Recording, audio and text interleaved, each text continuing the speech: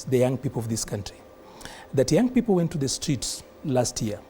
On 25th June, they ran to the People's House because the Parliament is the national delegates conference of a country. That is the representative house of a people. If you look at a parliament, you see the people. So the people, the young people of this country, went to the house of the people to exercise their displeasure. And what did the young people get out of it? Number one, of course, initially he sounded like he really cared about the issues they were raising. But then see what has happened now. Up to now, all the issues that young people were complaining about, including him coming out and saying that he is going to come up with a law and a policy that stops people from doing harambes like the one he's now doing in church. Yeah. He's gone back on that word less than 6 months after he actually did that. These are the complaints that people are actually talking about. And let's just be fair. What business does the president do that can afford him the very much money? You know, businesses are struggling. Makio, he added some more money somewhere in I know, he actually did already 20 million. Right. What does the president manufacture to actually be able to get 20 million shillings over his own? Selling mandazi at Weston, can it get 20 million shillings that you can actually distribute? You think the president... let's just ask. Do the math. Do the math, is it possible? The samosas and the sodas at Weston, can they get 20 million shillings for him to actually give away, pay his staff, have it running, and give away 20 million?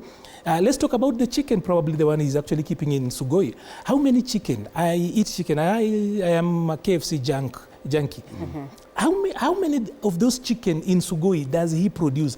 What item does he make that will give him his own money, 20 million shillings, that he can actually give it away as freely as he does? So the president despises young people. There has not been a Gen Z, even for purposes of just, let's talk about political correctness, either in the cabinet of the people he's brought in, even as a PS, as in they've turned those young people, they are doing tokenism. And you think that is not forthcoming? It's not. 6 months, these are the people who went and fought. These are the people who went to parliament. These are the people who forced the president to come to social media for the first time.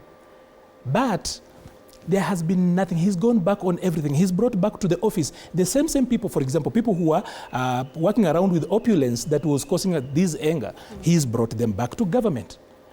He's gone back on every word. And what has he done? To scare them away, he's brought in Raila. For purposes of strengthening, he's sitting in. So Raila has been brought in as a scarecrow, that if you bring violence, then I have got the ancient of violence, who is Raila Odinga, and therefore he will scare the Gen Zs away. I think the bus already, the horse already bolted, and what he calls the legacy politicians have not gotten this sense. Because what are we doing?